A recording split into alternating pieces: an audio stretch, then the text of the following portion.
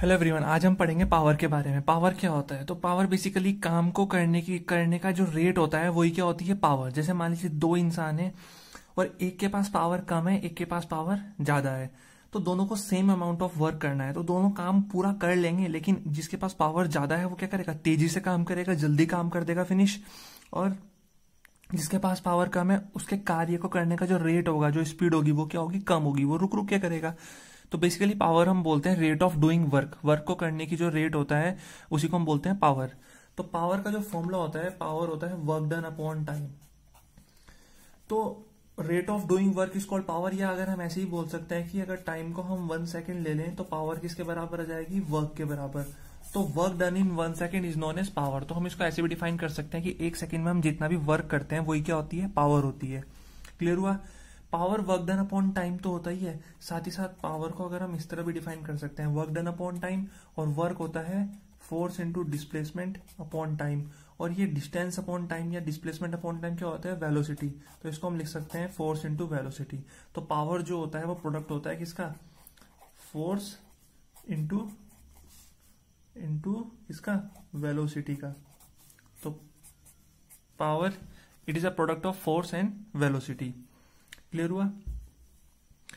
इसके साथ साथ अगर हम बात करें पावर की यूनिट की, तो पावर की जो ऐसा यूनिट होती है, पावर की ऐसा यूनिट क्या। अच्छा, इससे पहले कन्वर्जन के बारे में बात करते हैं। किलो का मतलब होता है 1000, तो 1 किलोवाट में 1000 वॉट होते हैं। मेगा वॉट, तो मेगा वॉट में 10⁶। मेगा का मतलब होता है 10⁶, तो 1 मेगावाट में 10⁶ वॉट होते हैं।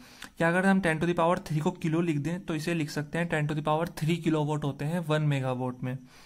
और 1 हॉर्स पावर में 746 वॉट होते हैं। कितने वॉट होते हैं, 746 वॉट। अब पावर की ऐसा यूनिट के बारे में बात करेंगे।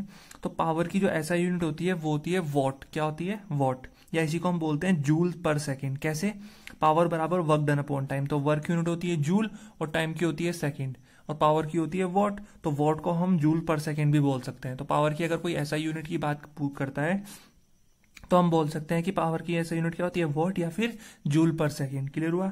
तो यहां से हम 1 वॉट को भी डिफाइन कर सकते हैं कि अगर 1 जूल का काम जो है वो 1 सेकेंड में हो रहा है तो पावर को हम क्या बोलेंगे, 1 वॉट। तो हम बोलेंगे if 1 joule of work is done in 1 second then the power is said to be 1 watt. Clear हुआ? If 1 joule of work is done in 1 second, if 1 joule of work is done in 1 second then the power is said to be 1 watt. तो इस तरह से हम power को define कर सकते हैं। अब अगर इसकी हम सीजीएस यूनिट के बारे में बात करें तो पावर की जो सीजीएस यूनिट होती है वो होती है अर्ग पर सेकेंड। क्या होती है, अर्ग पर सेकेंड। देखिए 1 वॉट में कितने अर्ग पर सेकेंड होते हैं, कैसे कैलकुलेट करेंगे। अभी हमने बात करी पावर की यूनिट वॉट होती है, वर्क की जूल और टाइम की सेकेंड। तो 1 वॉट बराबर 1 जूल अपॉन 1 सेकेंड। अब 1 जूल में जो होते हैं 10⁻7 अर्ग होते हैं, लास्ट वीडियो में हमने बात की थी। तो जूल को हमने 10⁻7 अर्ग लिख दिया। तो सीजीएस यूनिट क्या होती है, अर्ग पर सेकंड। और यहां से हमें एक चीज और पता चली कि 1 वॉट या फिर 1 जूल पर सेकंड में 10⁻7 अर्ग पर सेकंड होते हैं। तो ये भी हमने यहां से क्लियर किया। तो सीजीएस यूनिट के बारे में हमने बात यहाँ पे क्लियर करी कि सीजीएस यूनिट क्या होती है, अर्ग पर सेकंड। और 1 वॉट में 10⁻7 अर्ग पर सेकंड होते हैं। डायमेंशन होती है ml/t-3। हालांकि डायमेंशन 9th क्लास में है नहीं हमारे पास सिलेबस में।